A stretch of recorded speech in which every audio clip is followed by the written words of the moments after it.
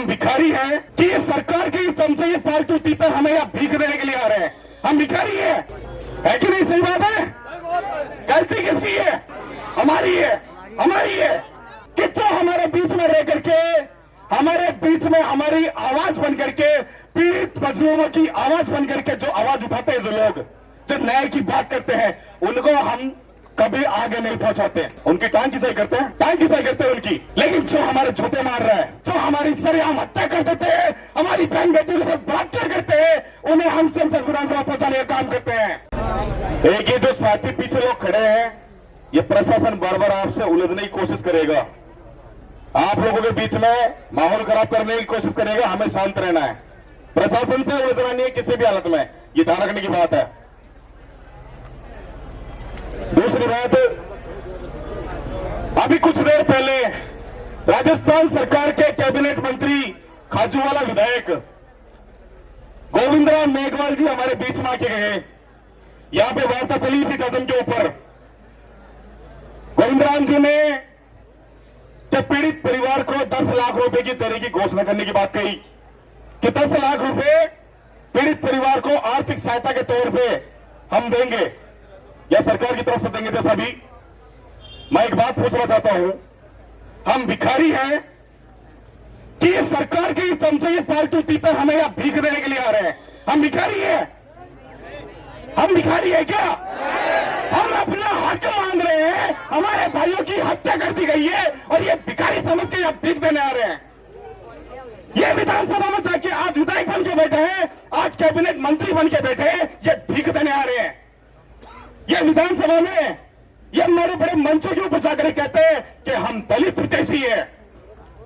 अरे तुम्हारा कहां है वो जमीर? मर गया तुम्हारा कि ये समाज, तुम्हारा अपना समाज, तुम्हारे अपने परिवार के 2 भाइयों की बड़ी बेरहम तरीके से, बिना किसी गलती से, बिना किसी वजह से उनकी हत्या कर दी गई।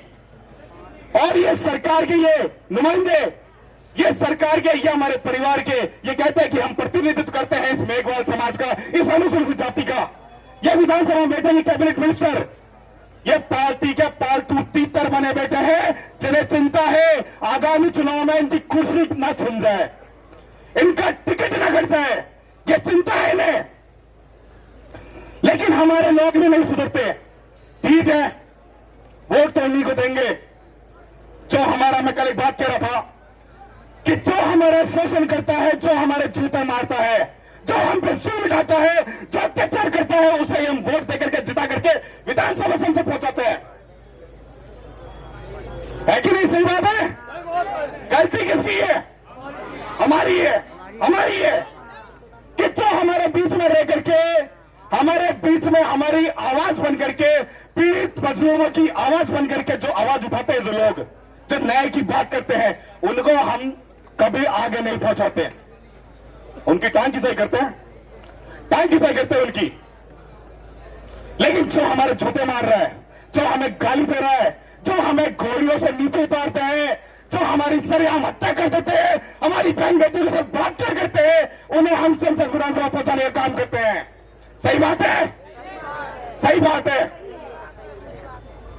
आज भी आजादी के इतने दिनों के बाद भी हमारे लोगों को घोड़ियों से नीचे उतारा जाता है, अनुसूचित जाति जनजाति के दूल्हों को घोड़ियों से नीचे उतारा जाता है। बड़ी शर्म की बात है कि आजादी के बाद में भारत के संविधान, जिससे पूरा देश चल रहा है, इस कानून व्यवस्था के अंदर, इस सिस्टम के अंदर आज भी ऐसे सामंतवादी, ऐसे लोग हैं, ऐसी ओछी मानसिकता के, संकीर्ण मानसिकता के लोग जो आज भी इस तरीके की घटनाओं को अंजाम देते हैं। हो सकता है मेरी बात को सुनकर के बहुत से साथियों को बुरा लग रहा होगा, लेकिन कड़वा सत्य ही है कि रोज आए दिन अनुसूचित जाति जनजाति के लोगों को एक जाति के तहत उन्हें टारगेट बना करके उनके ऊपर जुल्म किया जाता है, उनके ऊपर अत्याचार किया जाता है। भाई हमारे जालौर की घटना सुनी आप सभी ने, मटकी कांड हुआ था कि एक छोटे से बच्चे को, स्कूल के बच्चे को केवल मात्र पानी की मटकी छूने के नाम पर उसको मौत के घाट उतार दिया जाता है। पाली जिले के बाली के अंदर मूछ रखने के नाम पर जितेंद्र पाल मेघवाल, उसकी हत्या कर दी जाती है। एक कार्तिक बिल, हमारा भाई सिवल के अंदर जो समाज की आवाज को बुलंद करने का काम करता था, अन्याय के खिलाफ अपनी लड़ाई को मजबूती के साथ में लड़ने का काम करता था, उसको मौत के घाट उतार दिया जाता है। ऐसा ही नहीं, पूरे राजस्थान में किसी भी कोने में जाके देख लीजिए, जातिवाद के नाम पर आप लोगों पे, हम लोगों पे अत्याचार किया जाता है। फिर भी हम लोग नहीं सुधरते। फिर भी हमारा जो वोट है, इस संविधान ने हमें जो सबसे बड़ी ताकत दी है, जिससे भी उनकी हम बात करते हैं, बाबा साहब की बात करते हैं, उनके द्वारा दिए गए संविधान में, उनके द्वारा दिए गए जो अधिकार है, आज बाबा साहब के द्वारा जो वोट का अधिकार दिया गया, उसका हम सही उपयोग नहीं कर पा रहे हैं। हम जब भी उनके नारे लगाते हैं, नीला झंडा हाथ में लेकर, नीला तोलिया गले में डाल करके हम निकल पड़ते हैं, लेकिन उसका सही उपयोग हम करना नहीं सीखे। यह आंदोलन किसी एक जाति का नहीं है, यह आंदोलन किसी एक जाति का नहीं है, यह सर्व समाज के लोग हैं। यह आंदोलन किसी एक विशेष पार्टी का नहीं है, ना कांग्रेस का है, ना बीजेपी का, ना अन्य किसी पार्टी का है।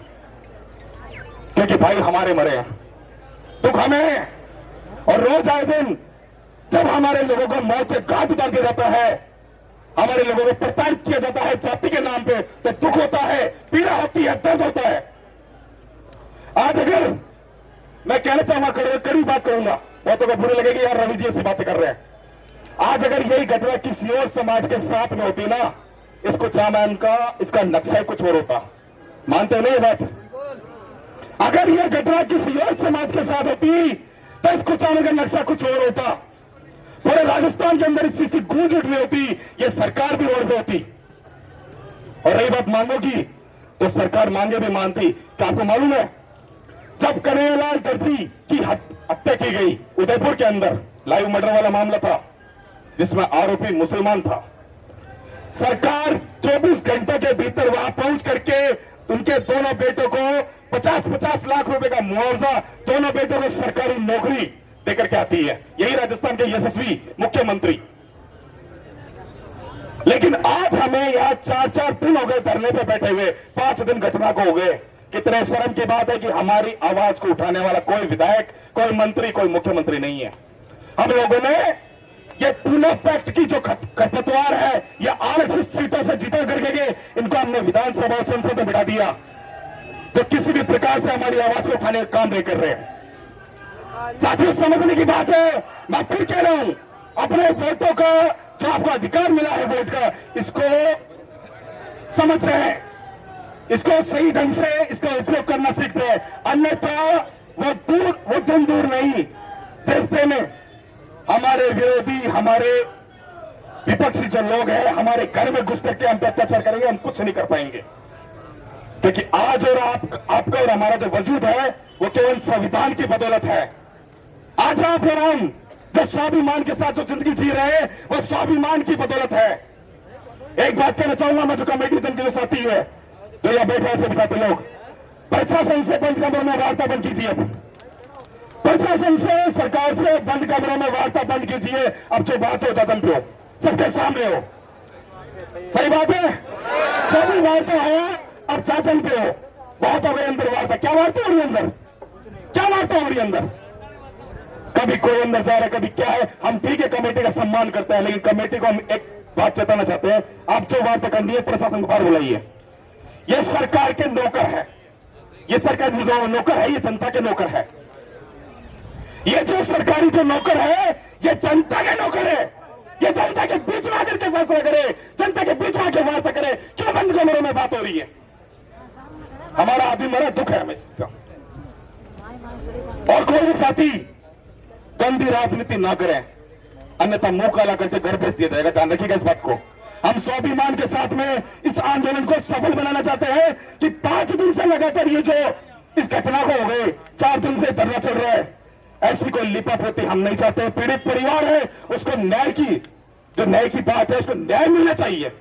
ऐसा नहीं कि यहां से 0% रिजल्ट मिले और सभी लोग घर पहुंच जाए, ऐसा ना हो। ये ध्यान रखने की बात है सभी साथियों को। धन्यवाद।